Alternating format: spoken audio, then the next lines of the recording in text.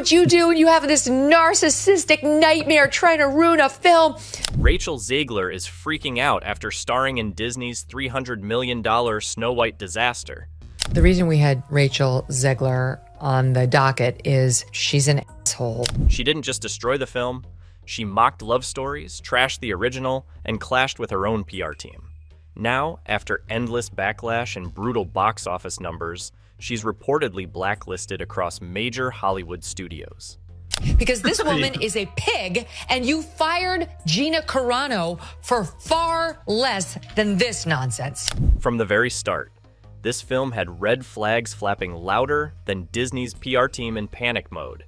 You'd think with all their money and experience, they could make a safe bet by reviving a classic fairy tale.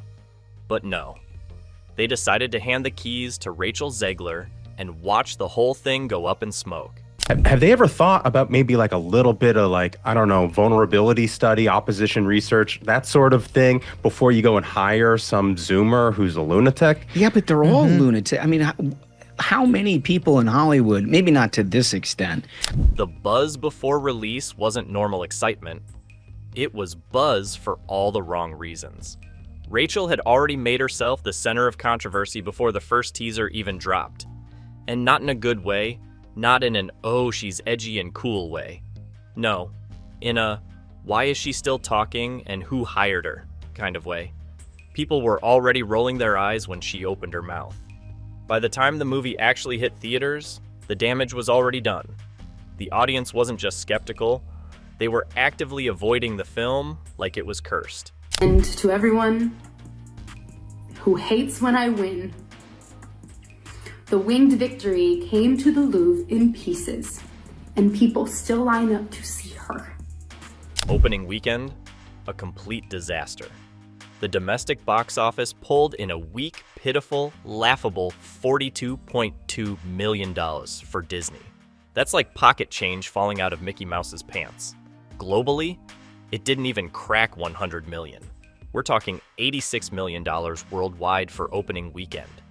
That is the worst performance ever for any Disney live-action remake. The other problem is Disney keeps doing this shit. Yeah. They don't care how many times they lose money. I mean, this is... They're going to learn a lesson on this one, though. I don't think so. I mean, they're projected to lose between $200 and $400 million on this. I mean, they're still not going to... They're not going to learn their lesson. And there have been some bad ones, okay?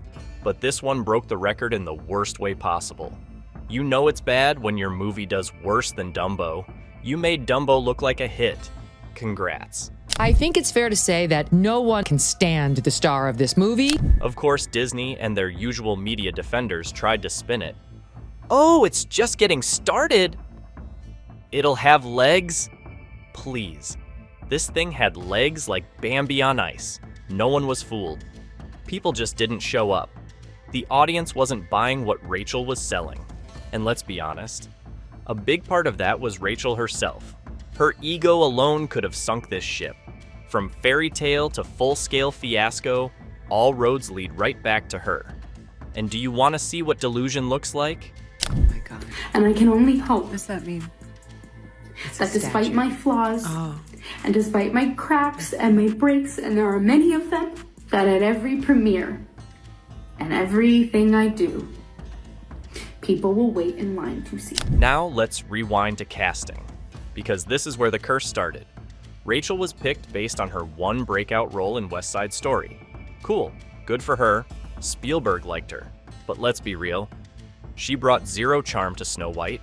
None. In fact, from the moment her casting was announced, fans were already scratching their heads. Why her? People weren't excited.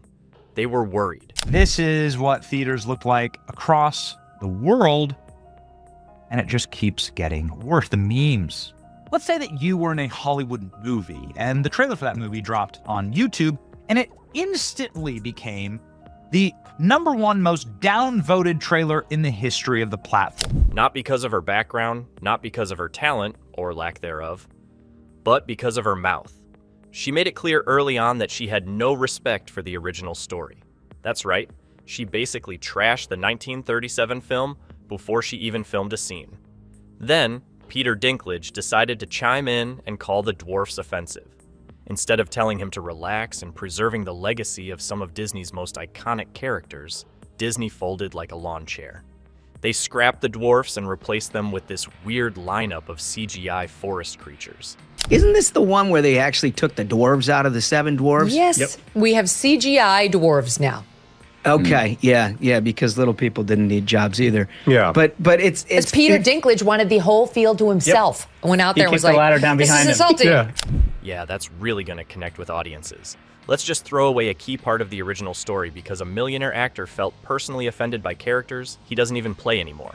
Brilliant move. It's demeaning for them to have those roles. He acted as a dwarf on like the most popular show on TV for 10 years, made millions of dollars. Now he's like, how dare people hire dwarves to act as dwarfs? It's ridiculous. And as for Rachel, her behavior behind the scenes wasn't just annoying, it was expensive. She was reportedly so difficult to work with that Disney had to assign her a dedicated media handler, a full-time babysitter. Just imagine that. You're getting paid millions to be the face of a global franchise, and your job includes, please don't speak unless supervised. And she still kept talking. She continued celebrating herself by posting that she's in the #1 movie in the world, which is a remarkable thing to post when you are the laughingstock of an entire industry. This is what narcissism looks like.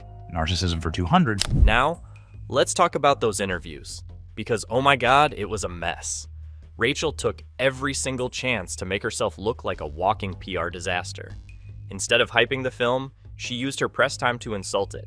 She talks some smack about the original animated classic, calling the prince a stalker and saying that this new Snow White would be very different.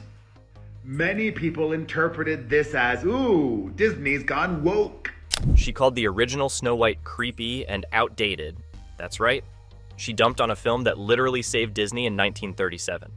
Then she went on to mock the idea of love stories altogether, saying, "We didn't do that this time." Yeah, we noticed. It's not Snow White anymore, it's girl in a dress being angry at the woods. How it was so outdated and how Rachel Zegler disrespected the original and a classic from Walt Disney, something that completely saved Disney and changed the company and changed animation in general. And the prince? Oh yeah, she was proud to announce that he'd been replaced with a common criminal. Because clearly, audiences were dying to watch Snow White fall for a petty thief instead of, you know, the actual prince from the original. Imagine marketing a love story with, "Don't worry, the man she likes is literally a criminal." You cannot make this up. It's like they were actively trying to lose money. Because Rachel Zegler is a PR nightmare. But it gets worse. She even said she deserved to be paid for every hour that the movie was streamed online. Like, are you serious? Who even says that? People hadn't even seen the movie yet, and she was already counting their coins. That's not confidence, that's delusion. Fans dragged her for being bratty, entitled, and completely disconnected from the story she was supposed to be promoting. The arrogance was next level. This wasn't just a PR blunder. This was a full-blown meltdown with glitter on it. The movie was absolutely terrible. It's not the single worst movie I've ever seen, but in every way that the movie differed from the beloved 1937 original. And let's be clear, people wanted to like this movie. Audiences love Disney nostalgia. All they had to do was not screw it up. But instead, they gave us a main star who treated the role like a joke. She couldn't even pretend to care. Her tone in interviews, smug, dismissive, condescending. It's like she thought she was too good for the movie, but still wanted the paycheck. And that combo right there is why it bombed. The audience felt disrespected. The legacy of the original was trashed. And Rachel acted like she was above it all. This is truly, like, she has to go. I'm sorry, Disney. She has to go. So here we are. A remake no one asked for, led by someone no one could root for. It flopped hard. It cost hundreds of millions. And it left behind a trail of memes, mockery, and empty theaters. All thanks to one actress who couldn't stop roasting the thing she was paid to sell. Let's talk about a trailer so bad, it didn't just underperform, it detonated. When Disney dropped the first trailer for Snow White, it didn't break the internet the way they hoped. I know some people like this movie. Some people are stupid. Oops! Oops! No one was crying from joy. No one was screaming with excitement. Instead, people were gagging. And not in the cool, viral way. We're talking pure cringe. It instantly became the most downvoted trailer in YouTube history. This wasn't just disliked, it was aggressively rejected by the very people it was supposed to win over. That's not oops, that's a digital slap in the face. Hello, Disney, you're gonna have to redo your film again because this woman is a pig and you fired Gina Carano for far less than this nonsense. And here's the best part. Instead of taking the backlash seriously, Rachel Zegler decided to double down. Because of course she did. She got online, smirking through her posts like she just won an Oscar, acting as if everyone else just didn't get it. No humility, no grace, just more smug, tone-deaf nonsense. The kind of energy that makes you want to roll your eyes so hard you see your own spine. I mean, older movies in the same franchise, the canon story, I guess? Yeah. I don't know, dude. I feel like they would have had better control of it. Social media did not hold back. Memes started rolling in like a tidal wave. People mocked her every expression, every overly dramatic line delivery, every single second of her performance in that trailer. Her face in those still shots became instant meme material. One user literally captioned her photo with, "When you realize you're the reason your own movie flopped." The internet was relentless, and honestly, deserved. This movie was like you took the original Snow White and just put everything through this filter. So from the casting to the class politics, it all was just bad. By the time the movie was released, it was already dead on arrival. That trailer had completely poisoned the well. No one was curious anymore. No one was hopeful. Everyone was bracing for impact. And what they got was exactly the disaster they expected. I paid nothing to watch the trailer, but I want my money. Let's move on to that glorious box office collapse. We already know the opening weekend bombed with a pathetic $42.2 million domestic and $86 million globally, but it got worse, way worse. By the second weekend, the movie took a nosedive that would make the Titanic jealous. We're talking a brutal 66.4% drop, bringing in just $15.2 million in week 2. That's not just a flop. That's the movie equivalent of your date leaving the restaurant before appetizers show up. Snow White limps to alarming $42.2 million domestic opening and only $86 million globally. This was the news after the first weekend at the box office. And if you thought that was the lowest point, hold on to your popcorn, because a modest little indie movie called A Working Man, which had fewer theaters and a fraction of the marketing budget, actually overtook Snow White in its second week. That's right. Box office upset. Blue-collar drama A Working Man declares victory over Snow White. Yes, Jason Statham, A Working Man, just beat Snow White. A low-budget drama with no CGI goblins and 0 singing birds beat the living daylights out of Disney's overcooked cash grab. If that doesn't scream humiliation, I don't know what does. And then we saw a flurry of other things come out. Disney may be trying to throw Rachel Zegler under the bus a little bit. Disney absolutely deserves a lot of the blame, but so does Rachel Zegler. Let's not get it wrong. People started comparing this whole disaster to the Marvels, which, let's not forget, is another shining star in Disney's growing list of failures. But Snow White might actually be worse. Yes, worse than the Marvels. Think about that. Disney, the empire of animation and magic, now out here getting beat by background noise. They're not just failing, they're failing loudly. We've seen the audience scores, one of the worst ratings we've seen in history on IMDb, with Snow White sitting at a 1.5 out of 10.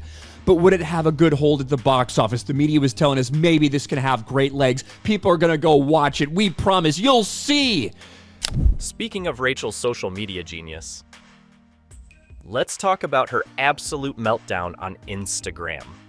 In one of the most hilariously out-of-touch moments in film history, she posted a video of herself sitting completely alone in a movie theater. Like, not a soul in sight, just her, beaming, laughing, acting like this was some flex.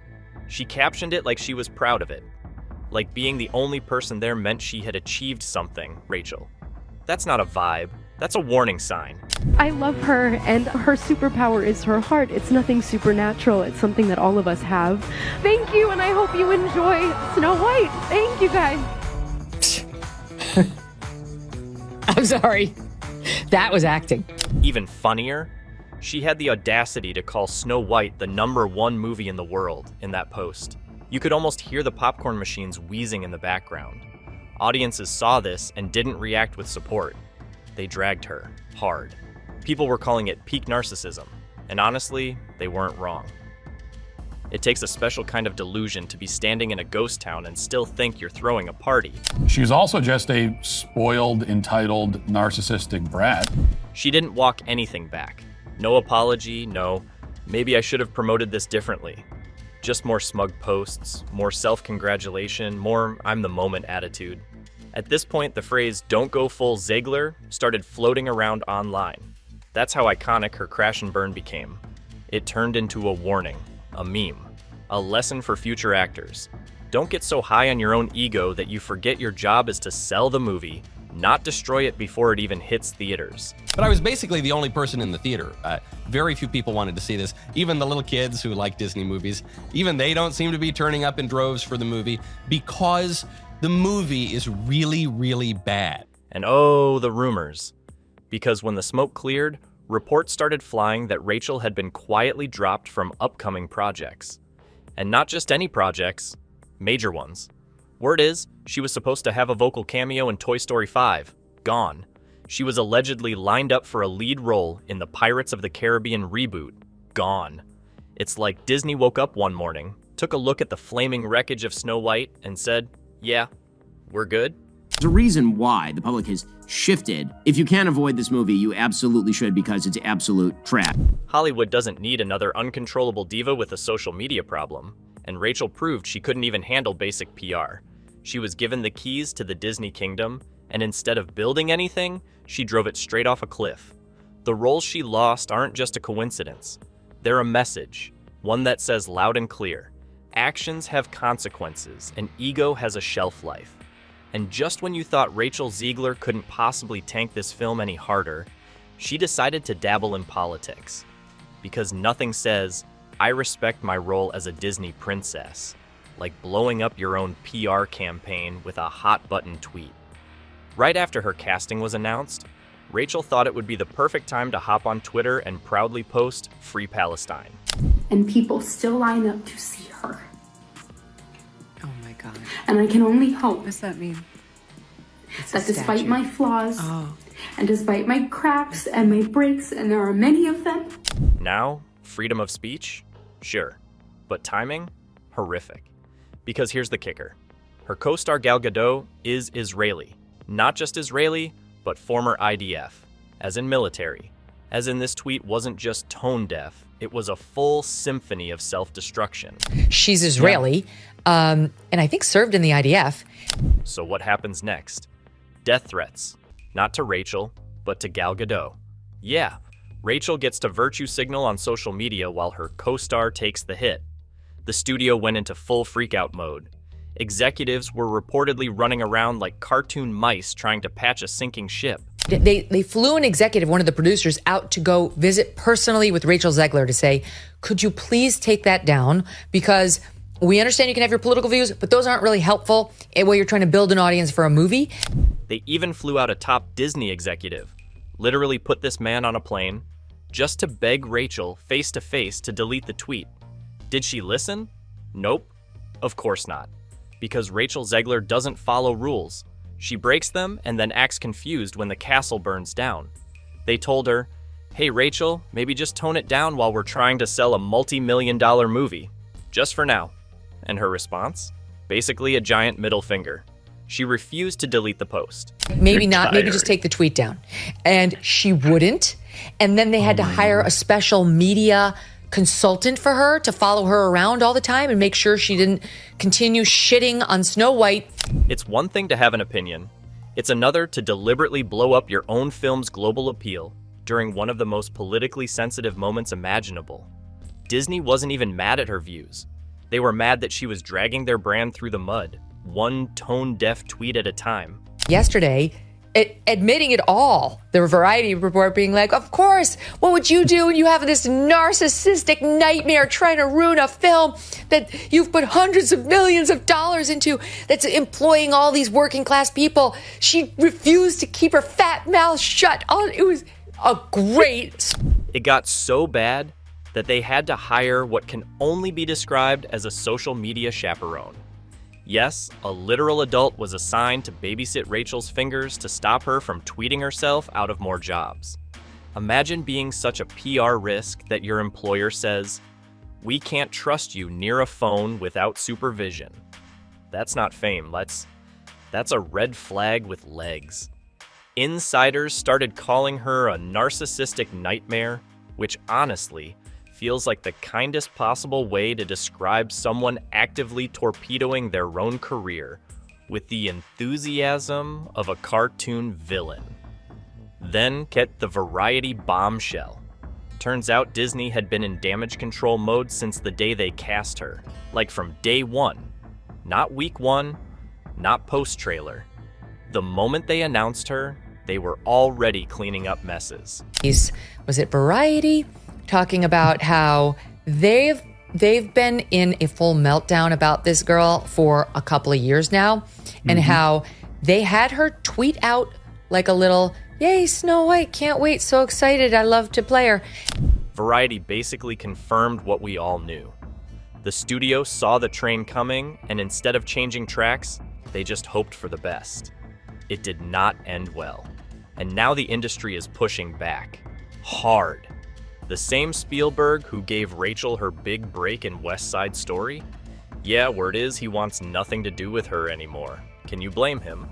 You give someone a golden opportunity and they use it to drag your reputation through every meme page on the internet. Other big names in Hollywood have quietly, and some not so quietly, started blacklisting her. Not because of her politics, but because of her uncontrollable mouth. She's become the kind of actor casting directors avoid like a plague. Is she talented? Maybe. Is she worth the chaos? Absolutely not. Veteran actors and producers are also speaking up. Not out of spite, out of disbelief. These are people who spent decades earning roles, respecting scripts, and understanding the responsibility of representing a major studio. He has all kinds of problems that could be pinned partly on the producer. Like the producer did not do a good job. Nobody who produced this movie did a good job. Watching Rachel Zegler fumble this opportunity is like watching someone drop a diamond down a sewer and then shrug. There's no humility, no gratitude, not even an ounce of self-awareness. Just entitlement, chaos, and constant drama. Her career isn't just stalled. It's become a textbook example of what not to do in Hollywood. She is now the walking, talking, meme-generating case study in how to ruin your shot in under 12 months. And if you disagree with this sentiment, just hit the unfollow button. I don't need your business. You know what? Maybe Disney does. Maybe you're a tool, you're a pawn in this film. You didn't write it. You didn't direct it. You have nothing to do with the creation of Snow White. Right. You should shut up and do the... This was supposed to be her Cinderella moment. Instead, she turned it into a cautionary tale. What could have been a career-defining performance became a career-destroying one. It's more than just one bad movie. It's the perfect symbol of Disney's recent failures. Tone-deaf casting, political distractions, and an obsession with messaging instead of storytelling. They gave us a princess with a crown made of smugness and a Twitter feed full of PR landmines. So the movie had all kinds of problems creatively and conceptually, but there's no doubt that she drove the final nail into this movie's coffin. She probably drove the final 2 or 3 nails into the coffin. Critics have said it loud and clear. This wasn't just a flop because of bad writing or poor visuals. This bombed because the lead actress alienated the audience, disrespected the legacy, and acted like she was doing us all a favor by even showing up. Disney didn't just lose money, they lost trust. They lost credibility. And in a world where studios need audience loyalty more than ever, that kind of loss is worse than any box office stat. Will Rachel Zegler make a comeback? Maybe. Hollywood loves a redemption arc, especially one that comes with tears, a scripted apology, and a role in some indie movie where she plays a sad poet in a rainstorm. But right now, she's toxic. No one's rushing to work with her. No one's betting big on her next move. The damage she's done is historic. Not just because of the numbers, but because of how quickly she managed to fall from rising star to massive liability. One thing's for sure, Snow White deserved better. And honestly, so did the audience. Rachel Zegler's fairy tale turned into a full-blown nightmare. Subscribe for more Hollywood meltdowns and epic career crashes.